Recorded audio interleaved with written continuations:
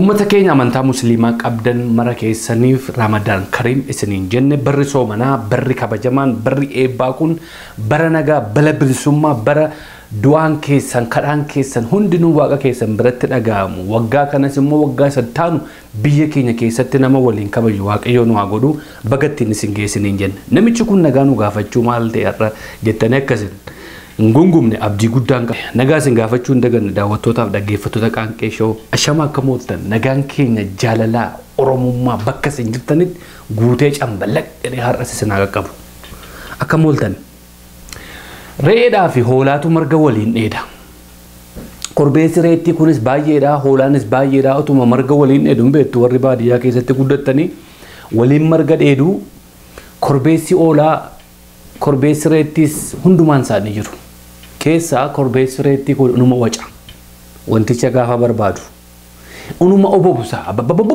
ichaadhuma deema unuma jaraana lafti nan ga'in jedhe hoolaan sagalee ishee gadi qabattee waan gootu gootee dhuma gadi buuti inni kun unuma iyya booyyeen karaa deemaa dhufe dhaabbatee dhuma raajeeffatee gara hoolaatti siqe booyyeen immoo sagaleen ishee sin dhaga'ama akkuma hoolaatti hin beektu hoolaatti siqee irri keessan kun maal ta'anii xaashiidhaa jedhan lakki nagaa qabu ennaan maal ta'anii akkas gurra nutti duuchuu reewwachuu ennaan bari gaafa koroo barbaadan jedhan koroon hin galleef ennaan akkasuma amala isaanii ta'e maal amalli isaanii akkas gurra namatti duuchuun biyya nagaa keessan jedhan isaan lakki gaafa horuu ka'an obobsaa jira akkasittiin dhalchuu jedhan akkasuma ittiin dhalchuu isaan kun hammata meeqa guutuu akkasumatti dhalchuu iyyanii lafa caraananii gurra nu duuchan malee isaan dhalchanidha booyyeen raajeeffattee hoolaatti sitte haa ta'u immoo malee isaa itti eennan akkas iyyanii caraananii gurra nu duuchanii immoo meeqa dhalchuu jedhan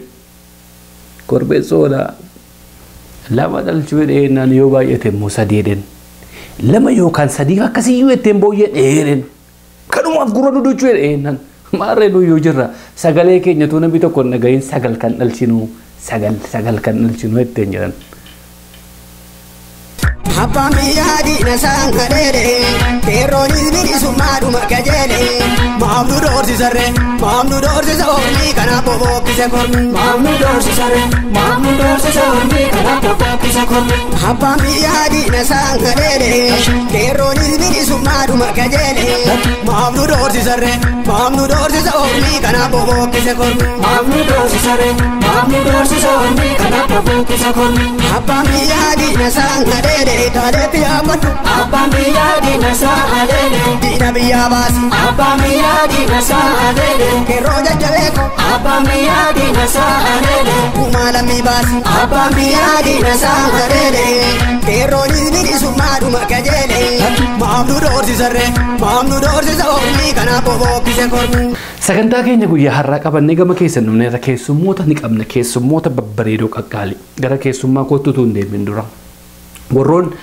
sagalee waraabbiidhaan meseejii nu ergitan barreeffamaan walaloodhaan muuziqaa gitaaraan taphatanii nu ergan artistoota keenya keessaas galata guddaan isiniif qaba artist Umaree Aliif galata guddaan qaba qaanqee shoof jedhee gitaaraan qawqaw godhee nu ergeera walaloon immoo walaloo lama sadii immoo sanyii waaqoo guutuurraa nama feesbuukiidhaan sanyii waaqoo guutuu jedhamurraas walaloon qaqqabee jira sagantaa isaa eegganneen dhiyeessina hedduu si galateeffanna horii bulii sagalee waraabbiirraan Ugaandaarraa yuunivarsiitii adda addaarraas warri nu ergaa jirtan baay'ee isin galatooffanna hirmaannaan keessan itti fufu isin gammachuun anaaf gammachuudha isin gammaddan jechuun an gammade jechuudha sagantaa kanatti gammaduun keessan ani immoo baay'een gammade isin caalaan daran gammade kanaafu horaanaa bulaa jiraadhaa warri biraas irratti hirmaachuu barbaadan bifa adda addaatiin wanta akka irratti dubbannu irratti hojjennu sirboota haaraa walaloo qabdan qaanqee show barreessuun dagatina horaa bulaa oromoo jiraadhaa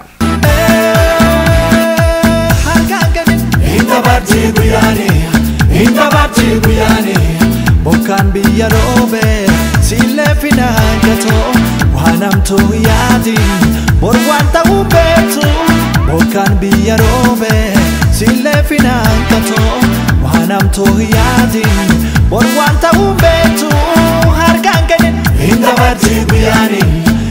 barti guyane Adunna ma bate Sifindu kanofto taatiin bakjirtuutti naaftu aduun nama baate siifin dukkanooftu abdiin kutaatiin bakjirtuutti naaftu harkaan kennini. Harkan kennin ni dabarte guyyaani bokkaan biyyaaf roobe sillee hanqatu waan hamtuu yaadin bor waan ta'uun beektu aduun biyyaaf baate silleen dukkanooytu abdii hin kutatin bor waan ta'uun beektu harkan kennin. Artistiin kun artistii laphee onnee ilmaan Oromoo hundaa keessa yeroo gabaabduutti gale keessaa nama tokko. Artist Abbush Zallaqee sirboota isaa ammayyaaf aadaa wal keessa gochuudhaan Oromoo biratti kabajaaf jaalala guddaa hammana hin jenne nama horate Oromoo duwwaa miti sabaaf sablammoota biyyattii keessatti jiran. Abbush Zallaqee Noorz Ameerikaa ture biyyatti ergi deebi'e waggaa lammaffaasaati. Biyyatti ergi deebi'e immoo sagaleen isaa nama jalaa dhabamee jira. Abbush Zallaqee Rufaa Production kan jedhu ofiisaatii banatee waan Hollywood keessatti argee biyya keenyatti fuudhee galee waggaa lama ol itti fudhatee jira. Hojjechaa dhuma jiras hojjeteeras immoo. Abbush Zallaqee kana booda kilipii mataa kootii ofii kootiin gochuun qaba waan jedhu muratee nama kee keessaa nama tokko. Walleen ammas hin dhaggeeffachiise kana dheengadda kan gallakkifamedha. Kana boodas waan jirutu jira. Kanaafin anis gara Abbush Zallaqeetti bilbile daawwattooti keenya hedduun yeroo baay'ee waan nu gaafataniif Abbush Zallaqee bakka inni jiru yaabelloo duddaan ciisee aannan isaa qalaw gochaa jirutti bilbileen yooyyaa Abbuyyaan jedheen nageenyi badhaadhaa waliin jenneerra mee turtiin keessan Abbushii wajjin. Ayya galatoomatti abdaamu walleen galatoomtiin jedha bagna gaanii wal argina. Namoonni baay'eenis baay'ee si gaafachaa jiru si iyyaafachaa jiru Abbush maa badee sagalee isaa dhabne ergi biyya Ameerikaa dhufee biyyatti galee hojiidhaanis maaliinis dhaga'amaa hin jiru sagaleen isaa namooti baay'een gaafatan lakkee Abbush ni jira yaabellootti galee aannan dhugaa jira duddaan ciisee jechaan ture horii asii fuudheen. Dhugaa galatoomaatti sheegii Ameerikaatii biyya galee istuudiyoo Rufaa Film Production ka jedhu jalqabnee turre. Kanaaf meeshaa suniif ta'u asitti illee biyya alaatti gara biyya deebi'ee waan kan qaqqajeelchu jira. Lammaffaan immoo kilippii viidiyoo jaaljiloo suni isa hojjechuu marra fedhuufi. Suni fedhee xiqqoo uummata irraa kan fedhe malee hin jira. Dalagaa gaarii akka jirtus agarreerra kilippii tokko jedheen gadda kan gallakkifamne agarreerra anillee qaamaan gaafa si argeellee kilippii sadan tokko argeen ture hojii babbareedaa hojjechaa jirta. Kilippoleen kun yoom gabaarra oolu jettee yaadda? Yeroo fedhe akka hojii keenyatti jechuun ani ammaan kana ji'oota muraasaan dudduuba ga'uu fedha. Kun jechuun harka 50 olii dhumateera kilippichi. Kanaaf agum xiqqoo tokko malee uummataaf hin geenye. Kilippoleen kun viidiyoo sirba meeqa of keessaa qaba? 10 of keessaa qabanii. Ammayyaa fi aadaa jechuudha. Isuma kanaan dura albeema keessa lammaffaa irratti walliste sana moo sirboota haaraa kan keessa maddetu jira? Haaraa tokko keessa makuu fedha. Sun duuba akkuma inni qabanne 10 duuba achi keessa hojjetama. Jaaljiloo keessa jechuudha. Oodiyoo jaaljiloo CD kanaan dura bahe keessa 10 achum keessa hojjetama. Tokkommoo injifannoon dheengadda kana ta'e hiriyaan kee namni wajjin dalagaa yeroo jalqabaatiif eegarte amansiisaa ifaa akka biyyattiitti badhaasa guddaa argate badhaasa kanattis nutis gammachuu guddaa qabna. Ati illee egaa badhaasa lammaffati immoo Abbushtu fide jennee eegaa jirra kan akkamitti ilaalta? Alleen guddoo gammade amansiisaan hiriyaa kiyya qofaa miti siigalee obbolees kiyya. Waan hedduu waliin hojjenne kanaan durallee waan hedduu waliin dabarsine. Kanaaf immoo inni tokkoffaanii inni argachiisaanii muuziqaa Hacaalutti achi gubbaa badhaafame akka malee gammade tokkoffaa jechuudha. Warri lachuu argachuu warraanii guddoo gammade amansiisatti illee qaamaan argee itti himeera. Kanaaf immoo gara kiyya hodhuftu immoo alleen hin hojjanna tokkoffaanii Hacaalulleen alleen Jaambolleen Nugusuu kan biralleen yoo badhaafamanii artuma Oromoo guddate siigalee tokkoffaan suni waan kennu malee ebeluun akkan godhe jechuuf odoo hin ta'ini waan dansaa yoo hojjanne akka badhaafamnu ummati dhibil haga dandeenyu ummati dhibilleen beekuman nulleen beekumallee sigalee kanaaf haga hojjanne immoo hin badhaafamna haga hojjanne immoo arsii kennin guddifna haga hojjanne immoo kaan waliin wal morkina jechuudha kanaaf guddoo gammadee kaan immoo garkiyyoo dhuftu alleen waanum kanaaf akka Afrikaatti hojjechuu feena amma akka yaada kiyyaatti koora irratti dorgomuu fedha. Sun immoo yeroo adda addaa milkoofti nu hojjechuu jirra nulleen alleen hin badhaafama jedhee yaada sunumaaf hojjechuu jirra. Kanaga dalagaan akkasii dalagaan akka keessatti wal gargaarreeti alatti immoo hin dorgomna jechuudha. Akka sabaatti dhuga akka dhuunfaatti ati mo'achuun Hacaaluun Jaamboon Nugusuun Addanaan mo'achuu ilmaan Oromooti. Milkaa'ina gaarii si hawwina abbushi gaatis nurraan badini sagalee kee namooti baay'een si gaggaafachaa jiru hojii bareedaa immoodhaan dhuftee jirta hojii kan durii caalaa kan hojjette immoo hojii babbareedaa sirraa durillee namaan hojjisiista amma garuu ofii keetii hojjechaa jirta jabaadhuun siin jedha akka qaanqee showutti ergaa xiqqoo yoo qabaatte immoo uummataaf dabarsuu dandeessa. Ayyee galatoomii abdishaatilleen sagantaa kan kee guddoo hordofa atilleen jabaadhi kanirraan immoo kan caalu akka hojjettu abdii qaba atilleen jabaadhu horii bulu. Ayyaa busha aannan sana egaa narraan fixinanis yeroo dhiyootti yoon dhufe. Yoo dhufte si ol ka'a. Itittu si godhee ol kaa'asi. Gargaara lammii mee wal gargaara barataan meelee bosonaa ciisaa jira. Mirga keetiif falmee barumsarraa ari'ame malee Faayisaa dhabee balbalatti cufiin irraa banii malee dhiiga keetii barii ati nallee malee balbalatti cufiin irraa banii malee dhiiga keetii barii nalchineef malee seenaan si gaafataa yoo du'e akka malee. Ammas immoo sagaleedhaan waraabbiin Kaayiroorraa naqaqqabe tokkotu jira. Uummata Oromoo guranaa busnaan jedha. Uummata Oromoo na dhaggeeffachiisedha. Rakkinan keessa jiru keessaa na baasuu kan danda'u lammii kooti. Lammii koo malees firan qabu.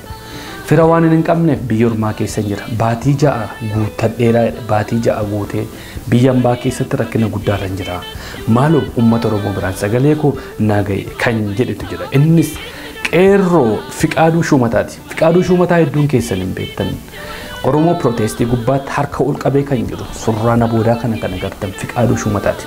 Fiqaaduu Shumataa amajjii gaafa tokkooti biyya isaa gallakkisee kan ba'e biyya isaa gallakkisee akka ba'us kan dirqameef surraa hiriya nagaa magaalaa Manjii keessatti gaggeeffame irratti harka ol baasee ka'e irratti akka tasaa ta'e surraan isaa Oromoota biratti filatamee Oromoo hundumaan Oromoo protestii irratti surraa isaa kana maxxanfateera. Sababii kanaan gurbaan kun diinatti saaxilame. Biyyattii keessa jiraachuu hin dandeenye gargaarsa namoota tokko tokkootiin biyyattii irraa akka inni ba'u gargaaranii ergii biyyarraa ba'e amajjii gaafa tokko har'a magaalaa Kaayiroo keessatti argama. Gurbaan kun ergii biyya Kaayiroo ga'e rakkina guddaan narra ga'e rakkina guddaa keessa hin jira nama na gargaaru illee qabu jedhe maaloo sagalee koo uummata Oromoo biraan naa ga'inaan jedhee waraabbii natti ergatee jira. Oromoonnis sagalee gurbaa kanaa dhageessan maaloo gurbaa kana akka dirmattaniif kabajaa guddaan isin gaafata kan keenshow. Qeerroo Fiqaaduu Shumataa kan wal agarree kan wal quunnamne karaa obbo Yaazoo Kabbabaati. Isinis isa argachuu isa quunnamuu yoo barbaadan karaa obbo Yaazoo akka quunnamtan kabajaa guddaan isin gaafan. Warreen dhuunfaadhaan immoo karaa Feesbuukii keenyatti nu barreessitan bilbila isaa nu gaafattaniifis isin ilaalan. Rakkina guddaa keessa jira rakkina guddaan keessa jiru kan keessa immoo kan na baasuu danda'u uummata kun waadhaa jedhe gurbaan kun. Fiqaaduun Shumataa dargaggeessa biyyarraa baqatee biyya Misir Kaayiroo keessa nama jiraatudha. Maaloo Oromoo dirmadhaa fi isiniin jenna. Surraa isaatiif sagalee isaatti isin deebisa. Akkam jirtu Aftaamuu Lamuu. Ani Fiqaaduu Shumataa jedhama. Qabsoo Oromoo keessatti harka koo ol kaasee diddaa maaster pilaanii irratti kan mul'atedha. Suuronni koo addunyaa mara irratti bakka Oromoon jiran irratti manca'ee yaadannoo fi fincila diddaa garbummaa maaster pilaan wayyaaneen baaste irratti yeroo baay'eedha kan fuula keessan duratti mul'adheedha. Erga biyya ba'eetii Januwaar tokko kanan biyya ba'ee biyya Masir Kaayiroo keessa galee jiru. Erga biyya ba'eetii kaasee amma har'aa kanatti gargaarsi nama tokko naa godhamaa jiru. Naan godhamnes. Kanaadhaaf Aftaamuu Lamuu gara qaanqee shootti sagalee koo kana erguu kanan barbaadeedhaaf furmaata tokko tokko furmaata warra rakkattootaa hin furta jedhan dhaamsas yaadas gara uummata saba bal'aatti dabarsita jedhan sagalee koo kana namoota na gargaaruu danda'aniif fedha qabaniif ergitee akka isaan gargaarsa naa godhaniin kabajaan si gaafadha. Gungumii roba biraasaa dhufuu kannaa takeekaa falannee yoo nu fallee jedha bagaraa nu beeka. Garaa soof keenya jenneeti yaa Oromoo ujubaa sadaamunne kormaas baannee wareegne. Bakkatti dhabeen beekne yaa Rabbi qajeelchisi harkaa keenya nuti. Bonko sormaaf taayaa dhiiroo ormatu ragaa ba'a. Ayyuu dhala gaafalu arjaan beela haa qalu. Gameessa garee raagee beekan hundallee jaale kan ofii maaf wallaalee. Bakkatti dhabeen beekne yaa Rabbi qajeelchisi harkaan keenya nuti jette ijoollee. Daawwattootaaf dhaggeeffattoota Qaanqee Show sagantaa keenya kan dhumaa keessummaa guddaa tokkoon isiniif qaba. Keessummaan keenya har'aa kun obbo Nagaasaa Odaa Duubeeti. Obbo Nagaasaan Odaa Duubee ogeessa seeraati. Dura taa'aa Oromoo Federaalist Koongirees Idila Addunyaati. Obbo Nagaasaa wajjin turtii gaariin isiniin jedha.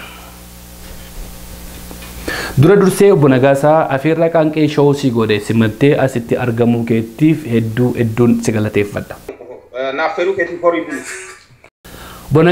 Obbo Nageessa mee maal sitti fakkaate yoo sagantaa keenya har'aa kana akka aadaa Oromootti eebbaan yoo hubanne?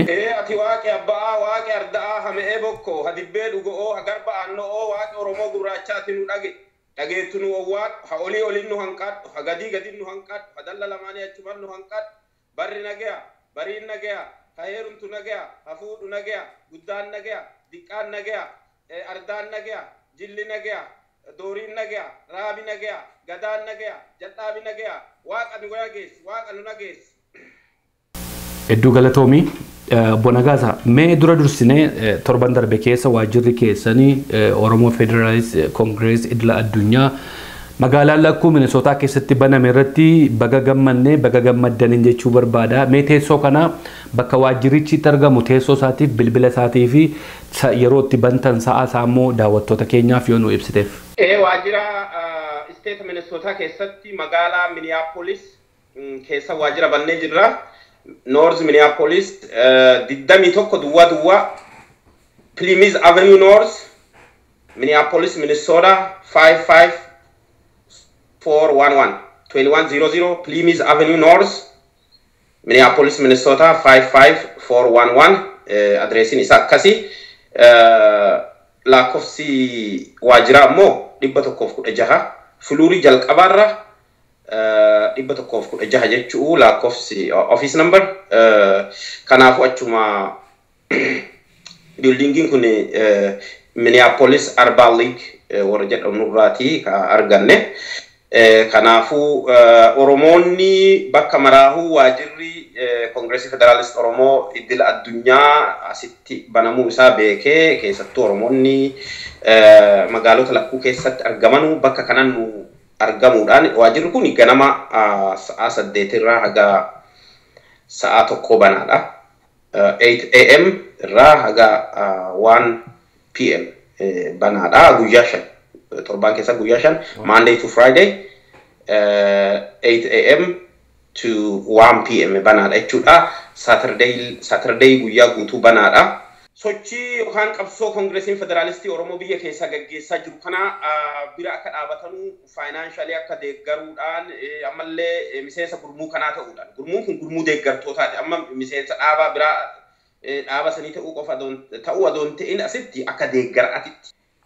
Namni gurmuu kana deeggaruu jechuun akka dhaaba miseensa dhaabaa ta'uu hin fedhu namni jedhu nama baay'een jiraachuu danda'a. Asirratti qabsoo dhaabi sun gaggeessu deeggaruudha. Wanni guddaan gargaarsa yeroo tokko kennuun ta'uu danda'a. Gargaarsa san qofaa miti gargaarsa advokeesii wanni katabamu wanni hojjetamu waan baay'ee jira. Dhimma kana dhimma Oromoo dhimma gaafii mirgaa biyya san keessa deemaa jirtu gaafii bilisummaa demokrasii haqa biyya san keessatti argamsiisuudhaaf saba kanaaf argamsiisuudhaaf jecha waan godhamu irratti projektii garaagaraa qabnaa projektii garaagaraa qabnu kanatti hirmaachuuf achitti nu argamuudhaan projektiin keessa maal hojjettan waan jedhu nurraa baruu akkasumallee gaafilee adda addaa namoonni qabanus baruu namoonni barbaadan achitti argamuudhaan nu haa dubbisanu namoonni qaaman achitti argamuu hin dandeenye ammoo lakkoofsa bilbilaa hin qabna lakkoofsa bilbilaa saniin yeroo waajjira keessa namni jirutti yoo bilbilan nu dubbisuu hin danda'an jechuudha. Kana Oromoonni akka nu beekan barbaanna. Hegeriif ammoo opening ni qabna grand opening guyyaa tokko uummanni dhufee akka waajjira san achitti nu argee karoora nu qabnuu fi kaayoo sagantaa amma nuti waan nu hojjechuuf deemnullee akka uummanni keenya baruun barbaanna. Kana godhuuf deemna waan ta'eef isallee nu caqasaa nu hordofaa nu faana bu'aa jechuu barbaanna. Tole gaafiin kun inni jalqabaa bona gaasaa yeroo ammaa kana rakkoo hidhamtoota Oromoo irratti ga'aa jiru idduun keenya ni agarras argaas immoo jira keessattiyyuu kan akka obbo Baqqalee Garbaa yeroo darbe irratti godhame sana irratti sila Oromoon akka Oromoo tokkotti waa'ee kana irratti maal gochuu qabna akkuma kana dhaggeeffannee hidhii xuunnee darbuu qabna moo sila akka lammii tokkotti hidhamtooti keenya kun yommuu darara akkasii kun irra ga'aa jiru kana sila maal gochuu qabna jettee yaadamee fakkii addunyaa wajjin wal bira qabde yoo ilaale. Ammaan kana Baqqalaa Garbaa fa'aa wayaa gurraacha maaf uffattan sababa jedhuun dhiibbaan guddaan irraan ga'aa jira. Huccuu adoon uffatanii iyyuu mana murtii dhiheessaa jiranii dhimmi kuni dhimma waan mootummaan sun mootummaa salphataa fi mootummaa baay'ee kabaja ilma namaatiif hin qabne ta'uu argisiisaa jira. As keessatti wanni akka hawaasaatiin nu beekuu qabnu tokko uummanni keenya tuqami nama tokko tuqama mara keenya akka ta'e beekuu qaba. Attack against one of us is attack against all of us waan jedhu principle akkasitti jira. Uummanni dhiibamu tokko uummanni yeroo adda addaatti haqa hin argan namni tokko tuqamuun akka namni mara tuqameeti fudhatuu danda'uu qaba. Injustice against one is injustice against all. A threat to justice somewhere is a threat to justice everywhere waan jedhamu jira. Haqi bakka tokko dhabame haqa bakka maraa jiru irratti dhiibbaa qaba. Haqa dhabuun bakka tokko bakka biraa irratti akkuma sani wanni nama keenya tokko irra godhamu nu mara irratti akka godhameeti muuxannoo kana amma gurraalee biyya kanaa irra ilaaluu dandeetta. Gurraacha tokko seeraan ala bakka tokkotti yoo ajjeesa gurraacha mara bakka maraa socho'a. Ka Baltimore ilaaluu dandeetta, ka isteeta biraa bakka biraatti godhamellee ilaaluu dandeetta bakka adda addaatti. Biyyoota biraa keessatti illee akkasi. Gurmuu tokko gaafa inni miseensa gurmuu sanii ta'uu qofaan tuqamu namni sun marri nu socho'a. Saba tokko keessa gaafa nama tokko tuqan saba maraa socho'a. Muuxannoo biyyoota hedduu keessa ilaaluu dandeenya. Akkuma kana nuuyis gaafa nama keenya tokko tuqan ilma xiqqaa haa ta'u, jaartii haa ta'u, nama machaawaa haa ta'u, seeraan alatti nama yakke akka yakka isaatitti seeraan kunni jedha. Mirga isaa seeraan ala gaafa tuqan uummanni martinuu bakka maraa socho'uun dirqama isaati. Amma nama cadhisee karaa deemuu nuti ka tuqaa jira. Hoogganaa keenya ka tuqaa jira. Hooggantoota keenya ka tuqaa jira. Hooggantoota keenya ka salphisaa jira. Hooggantoota keenya qaanii malee uffata malee mana murtii dhiyeessaa jira. Kophee malee uffanni gurraachi mirga. Uffata gurraacha uffatiin seerri jedhu hin jiru. Namni akka itti fakkaatetti uffata uffachuu hin danda'a. Adoo seera akkasiillee baasanii seera haqa hin qabne seera anjeste ta'e fudhatuun nurraan eegamu. Seera isaan baasan farra maqeennuu farra shororkeessummaa seera maalii jedhan ka adda addaa seera jastii hin taane kana hundumaa hin morminaa akkuma sanitti ammoo tuqami hooggantoota keenyaa tuqama mara keenyaati jedhee uummanni keenya bakka maraa socho'uu danda'u qaba. React godhuu danda'u qaba. Gaafa nama keenya tokko tuqanu balaan akka bu'u argisiisuu danda'u qabna. Gaafa nama tokko balaa bu'a bakka biraatitti. Namuma karaa deemu tokko yoo tuqamu. Gaafa hoogganaan kee tuqamu ammoo barnoota barsiisuu danda'u qabna. Akka isaan deebi'anii hooggana dhiisi nama keenya tokkollee hin tunne sochiin goonu reactioniin nu goonu barnoota isaanii kennuu danda'u qaba. Kanaafuu sabni gaafa hoogganaa isaa tuqamu miidiyaalee illee sirriitti waan kana jala buutanii dhiyeessu sabni ammoo react godhu immediately react godhu danda'u qaba kan hawaasa keenya himuu barbaada jala deema miidiyaa jala deema waan guyyaa guyyaan ta'u laala gaafa gocha akkanaa kun raawwatamu immediately socho'uu qabna ka amma kanarrattu socho'uu qabna akka isaan deebi'anii seeraan ala nama hin tun nama tuquun balaa akkamii akka itti fidu mee Tuuniziyaa ilaaltanu ilma tokkotti of gubeef mootummaan jijjiirame bara waan irra ge'u miidhaa rakkoo diinagdee isarra ge'u irraa ka'ee namni tokkotti of gubee jennaan mootummaan maal godhe bada uummanni maal godhe uummanni sun gayyaa'ee mootummaan jissa gaafa namni tokko tuqamu akkasii react godhuu danda'u qabna uummanni keenya qophii ta'uu qaba waan akkanaatiif diqqaa guddaadhaan qophaa'uu qaba jechuu barbaada. Nageessa hedduu galatoomi horii bulaa buyyaa mee gaaffiin koo inni itti aanu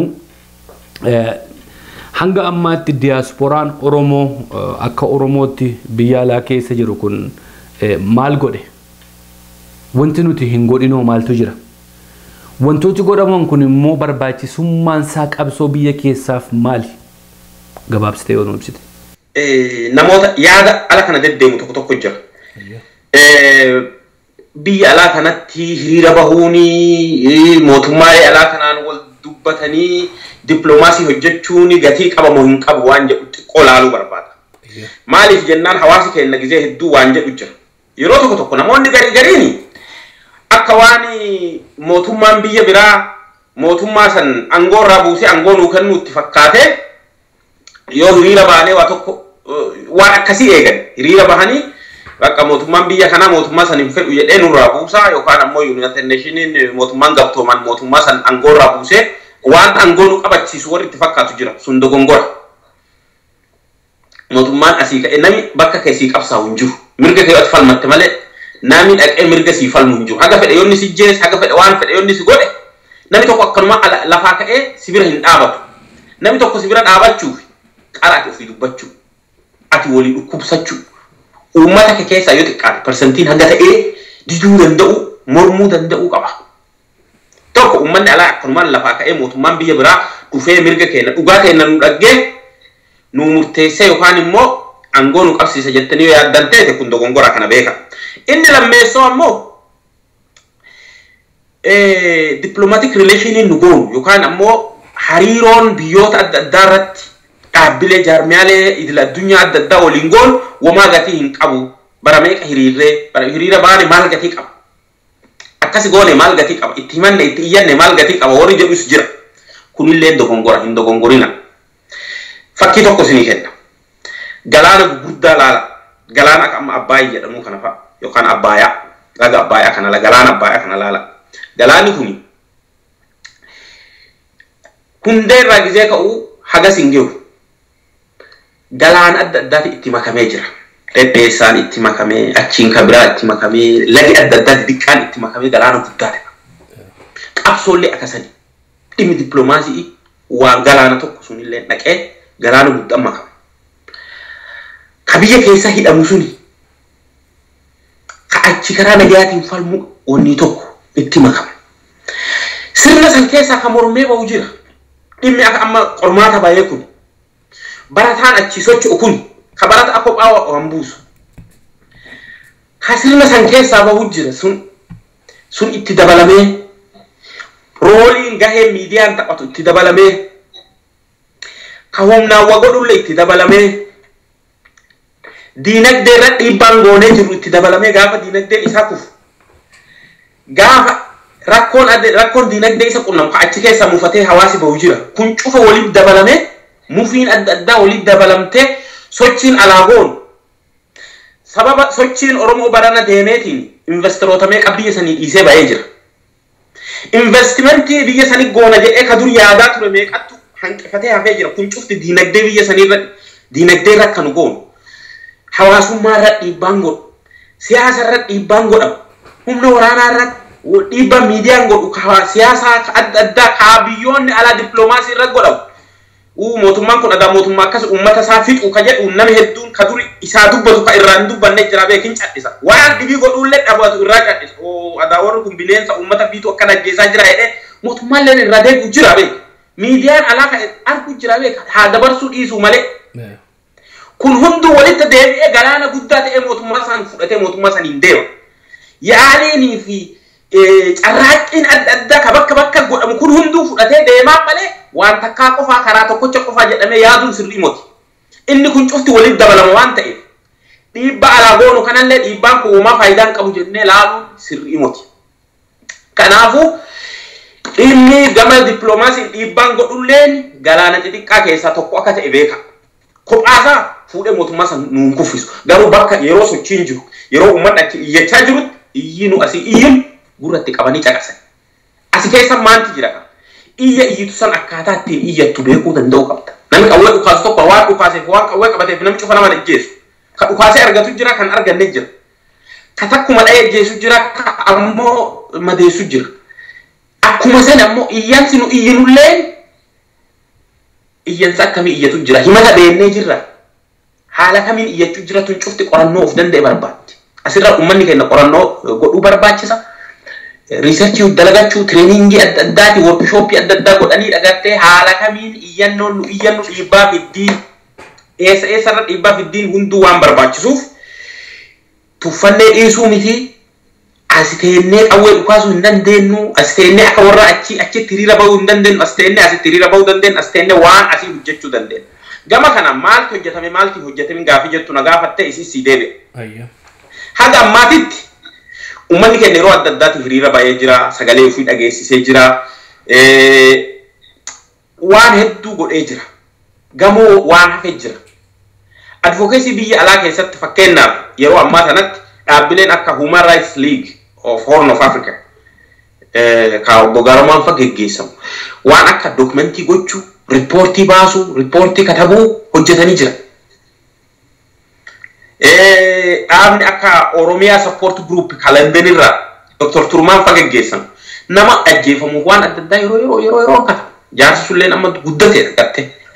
Isa dhaabi akka jaarmiyaa Oromootiin maqaa Oromootiin dhaabatee mirga namoomaa yeroo namoota ajjeefaman namoota hidhaman waan adda addaa kana gabaasu hedduun qabnu tokko lamaan kana jira. Inni kun caalaa cimuu danda'a yoo maqaa hojjenne yeroo hedduu adoo ofiyyuu hojjenne waan gahaa hin hojjetin uummata orma balaaleffa. Dhaabi Oromoo ka gabaasa adda addaa kana jala deemee gabaasu hedduu ta'uu qaba. Duraan miidiyaa hin qabnu amma miidiyaalee horanne kun Oromiyaa miidiyaalee ture. Oromoo TV, Qaanqee Show, warri biraalleen sabaa qofa ture dur uummanni keenya kadhaqe. Amma ede'ame kun waan guddaa developmentii tokko waan nu barbaachisu miidiyaan nu barbaachisa ture. Sagalee keenya dhageessisuuf. Miidiyaan kulleen afaan amma dabarsu qofa otoo hin ta'in afaan warri biraa dhaga'ullee dabarsuu danda'uu qaba, jalqabuu qaba. Ka miidiyaa kanarraa yoo jenne dhaabbilee mirga namoomaa hagam dhimma itti baanee jira. Nuutu uummanni Oromoo biyya alaa kunuu Human Rights Watch keessa nama meeqa miseensa ta'ee jira. Amnesty International keessa nama meeqa miseensa ta'ee waliin hojjechuu jira. Isteetota hunda keessa jiru. Onlaayinii gallee miseensa teenee isaan waliin sochoonee jirra. Hin sochoone. Akkanaatu hunduuchi hanqina qaba. Ammoo dhaabbileen amma akkuma isin jedhe gabaasa yeroo umbaasu hin jiran akkuma Human Rights League of Horn of African faa duraan Oromiyaa Support Groupiin faa baasaa turanii dhaabbileen warra maqaan dha'inillee dhiifama nu godha dhaabbileen biraallee hin jiran akka Oromoo American Citizens Council faa anu tajaajilee jira waggaa tokkoof warri dhaabbileen biraallee hin jiran isaan kunuu sadarkaa isaanii guddatanii fakkeenyaaf reportii baasuu fi monitoringii fi documentation irrallee dabranii government focused advocacy hagam goonee jirra. Advocacy'n tokko mootummaa tokko irratti xiyyeeffatee godhamu. Fakkeenyaaf mootummaan addunyaa irratti irree guddoo qabuu fi addunyaa irratti dhiibbaa guddaa fidu tokko mootummaa United States of America. Mootummaa United States of America kana keessatti akkuma beektan mootummaan tokko qaama sadii qaama seera baasuu qaba. Qaama seera sarraawwachiisu qaba. Qaama seera hiiku qaba. Qaami seera baasu bakka bu'oota Koongireesii fi Senaatara akka biyya kanaatti. Itoophiyaan paarlaamaa London British Parliament jettiini warri kun Koongireesii fi Senaatara qaama lama. Lower House and Upper House jedhanii mana lama qabanii qaami kun warra seera baasu. Warri seera raawwatu. Warri seera raawwachiisu pirezidaantii Secretary of State kan dhimma alaa kamaanii ka humna waraanaa ka humna ittisa kun hunduu maal jala jira warra seera raawwachiisu executiveedha warri kun warri ammoo seera hiiku manneen murtii ni jira. Warri seera hiiku manneen murtii yookaan judiciary jedhamu. Qaama mootummaa sadan kana keessa Oromoon haga ammaa qaama kamirratti government advocacy focused advocacy keessatti qaama sadiin kanarratti hojjeta. Kamirratti haga ammaa successful ta'e kamirratti hojjenne jennee yoo ilaalle adda baasnee irratti hojjennee hin jiru. Yeroo hedduu garuma qaama seera raawwachiisuu yookaan ammoo qaama executive kanarratti nuti xiyyeeffannee hojjennu. Garuu irra caalaa kan nuti irra productivity ta'uu dandeenyu kam jennee yoo ilaalle jenne tokkoffaa qaama seera baasu. Maaf isaan bakka bu'oota kenna bakka jiraannu keessatti bakka bu'aa qabna. Ka bakka nu bu'ee ka filatamee dhaqee seera baasu jira. Isarratti sagalee kenna barbaada waan ta'eef vootii barbaada waan ta'eef isaan kanarra warra bakka nu bu'urra dhiibbaa godhu ijaaramne sagalee haganaa qabna. Sagalee haganaa yoo ati waan kana nu goote kana sii goona jenneeni ijaaramne haala sanii warra seera baasurra dhiibbaa godhuu dandeenya. Warra seera baasu kana gisee hedduu bira dhandhee jira. Dhandhee jira anu argee jira anu guyyaa lamaa sadii dhaqee jira jechuun community Oromoo wajjinillee xaaliyaas hedduutti katabnee beekna. Isaan kana yeroo dheeraa wanni nu barbaannu waan kana Itoophiyaa irratti seera gargaarsi Itoophiyaaf kennamu mirga namoomaa kasiin kabajarra hundaa'ee ta'uu qaba seera jedhu nu baasa jennee ka himanne dhiyoo sochii baranaa irratti yoo himannellee jala deemnee hordofnee hin beeknu amma itti jirti. Seneetiin amma dhimma Itoophiyaatii fi Oromoo mormii Oromootiin wal qabatee amma resolutionii wayii oofaa jira. Haala kanaan qindeeffannee itti deemnee hin beeknu turre amma itti deemaa jirra. Isa kana jabeessuun baay'ee barbaachisa. Waan duraa hin godhin sochii baran amma karaa argaa jirra. Karaa kana caalumattuu possibility jiru cufa qorannee gabbaasuun barbaachisa. Gabbaasuuf walitti himuun gurmoofnee gurmuu waan kana hordofu amma Oromoo advocacy group gurmuun jedhu tokko dhaabateera fakkeenya waan akkanaa hordofuu jira. Gurmuu tokko callaan gurmuu lamaa sadii warri dhaabbataadhaan waan kana jala deemee hordofuun barbaachisa. Gama legislative advocacy gara seera baastota jala deemanii seera itti baasu. Uummanni biyya kanaa immoo biyyi kun immoo seerri tokko baay'ee jechuun executive yookaan warri seera raawwachiisu pirezidaantii ta'e eenyu ta'e mana murtii ta'e seera san jala deema seera san kabaja seerri baanaan hin kabajamu takkaa seera baasisiifannee hin beeknu akka Itoophiyaatti HR 2004 ka jedhamu Itoophiyaa Human Rights Accountability Act ka jedhamu kanaan dura yaalame 2004 haga 2006 na fakkaata yaalame President Bush didatee kaafee jira. Seerri Itoophiyaa irratti akka bahu mootummaan Ameerikaa haala Itoophiyaatti gargaaru irratti seera akka baasu mirga namoomaa irra hundaa'ee baasu yaalamee kufee jira. Kanaan dura amma waan akkasii dhiibu biilii tokko dhiibnee yoo seera goone achirra hundaa'ee gargaarsi biyya saniif godhamu achirra hundaa'ee godhama. Kana jala deemnee akkasirri deemnee hin beeknu amma cimsinee jala deemuu qabna. Isa kana jala deemuu keessatti waajjira amma bananne keessa waa akkana hojjetu keessa karoora keenya tokko isa kana. Ka beeksisuu barbaannu. Gurmuuleen adda addaa waan kana hojjechuuf jirtullee cimsitee waan kana jala deemuu danda'uun baay'ee barbaachisa. Inni lammeessoo kanuuti irra hojjetuu dandeenyu irratti hojjetin kan hin qoramin kan riiserchi godhame irratti hojjetin tokko manneen murtiiti. Uummanni keenya bakka adda addaatiin gaafa. Anaa kanaa nama dhibbaa oliin nagaa isin namoota seeraati. Akkaataa mootummaan Itoophiyaa seera irra gaafatamu irratti manneen murtii Ameerikaattis ta'e United Nations keessatti yookaan immoo ICC International Criminal Court ICJ International Court of Justice irratti amma dhagatte institutionii adda addaa amma dhiyoo dhaabate keessa tokko Oromo Lawyers Association falleen jira. Institutionilleen akka adda addaa kun maafi mana murtiitti himata hin banne ka jedhu gaafiin bakka adda addaati ka'aa jira. Wanni kun qorannoo fi danda'e barbaachisaa documentation barbaachisaa ragaalee qopheeffattee maal jettee itti seenuu barbaachisa.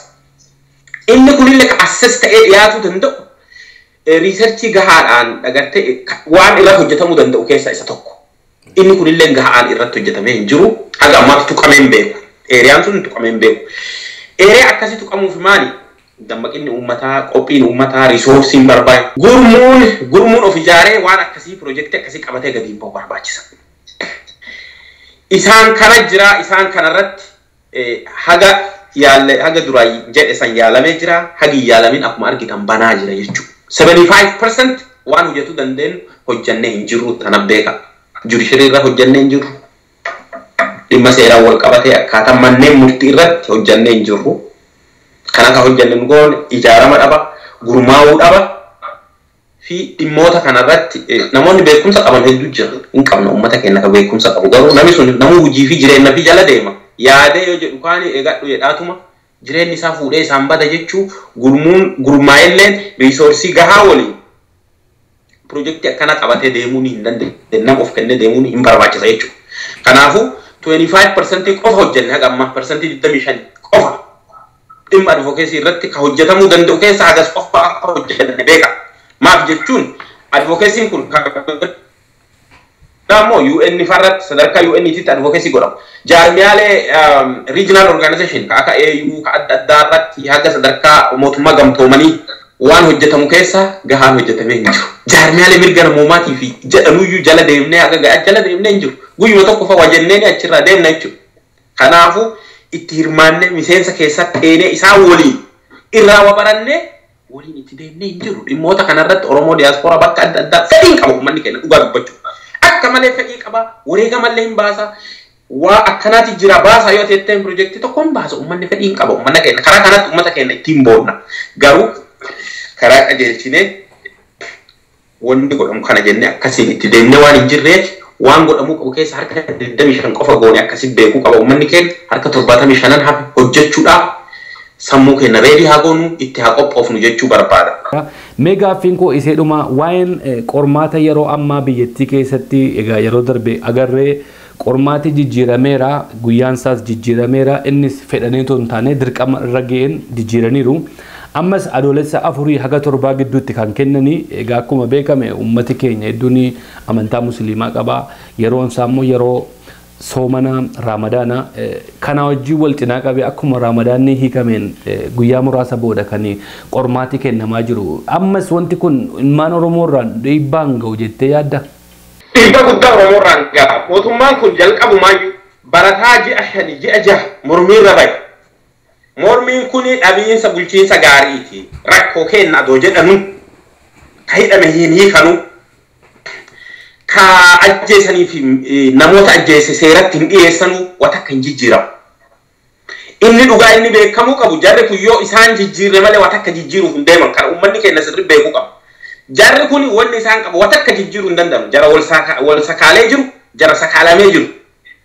Jara hannaa fi waan adda addaatiin xaxamee jiru. Waan ta'aniif wata akka jijjiiruuf hin danda'amu. Jijjiiruutti hin jiran jechuudha. Kanaafuu barataa ji'a 5 fi 6 qormaa barnoota malee ture kan yeroo kennanii fi akka inni yeroo argatee qoratu godhuun adoo irra jiru hiriyoota isaanii hiikuun adoo irra jiru humna waraanaa manneen barnootaa irra bobbaasan san achirraa kaasuun adoo irra jiru kan adoon godhin qormaata qoramaa jedhanii of tuulummaadhaan barataa kana gara qormaataa dhiiban yeroo kana wanni kun jalaa bahe namni gariin akkami bayaa waan akkasii kana maafi baasanii jedhee warri iyyuu jira immoraal fa'aa warri jedhu jira. Safuudha maal mootummaan kun bar mootummaa nama ajjeesaa jiru seeraan ala ijoollee akkanuma diidaa bahee ijoollee jaartii jaars ijoollee xiqqoo adoon fiin ajjeesaa jiru. Inni sun yakka ta'uu dhabee kana baasuu yakka ta'a ka beekamuu qabu tokko lubbuun namaa hagasii ka dabre ka ittiin gaafatamin waan haganaa cufa godhee ka ittiin gaafatamin ammaan kana qormaati waan baheef. Qormaata akkamii baasan jedhee warri burraa karrayyuu jedhu dhimma kana of gaafatu qaba. Hagami yakkaa fi waan safuu addaan baafannee jirra jedhee of gaafatu qaba. Maaf tokko moral standard waan jedhanu jira. Moral standard san keessatti nama arrabsuu fi nama ajjeesuun haga tokko miti. Waa hatuu fi ajjeechaan haga tokko miti lubbuu nama balleessu. Mootummaan kun bara lubbuu nama tokko adoon ta'e lubbuu jenereeshinii balleesse. Jireenya isaanii guutuu balleesse. Namoota seeraan ala hidhaa guure. Mootummaan kun mootummaa seeraan alaati. Qormaata deemsisuu dhiisiitu mootummaa seeraan alaati. Mootummaan kun mootummaa shororkeessa.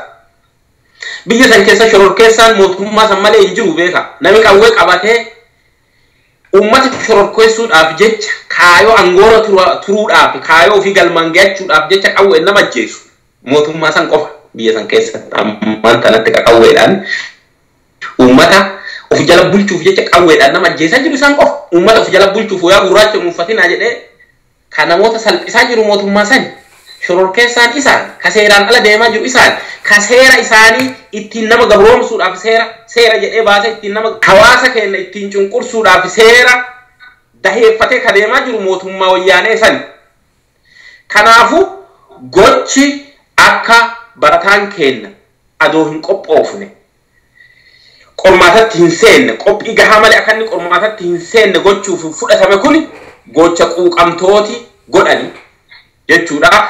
Isa kana ammoo ammas dogongora dabrerraa baratuu dhabee qormaata isaa ji'a tokko qofa jedhee jarjarsuudha. Haga yeroo ittiin qormaata ittiin baay'isnu qofa yeroo fi qofa kaalkuleet godhee ka uummata kaanii ka barattoota kaanii kaalkuleet adoon ta'in hawaasa amantaa musliimaa qabu sooma isaanii ayyaana isaanii adoo hubannoo keessa hin galchin fuudhee ji'a tokko keessatti qormaata geggeessa jedhee yeroo kana godhuun dogongora irraan dabale jechuudha. Kun maal sochii gaggeeffamaa jiru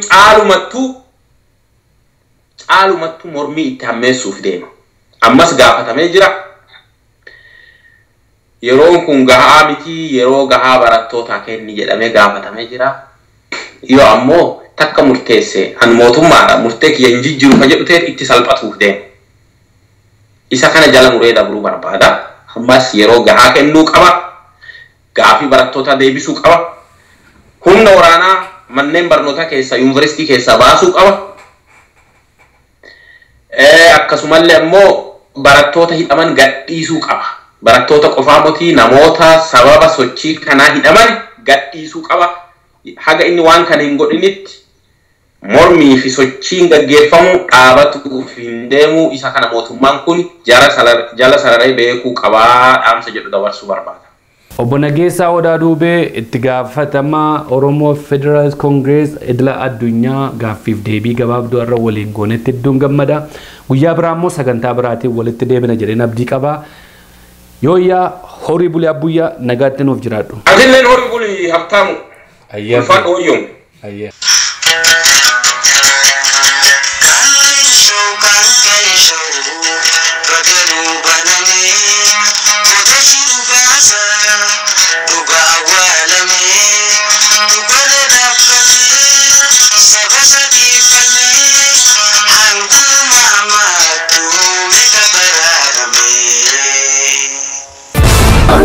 Show.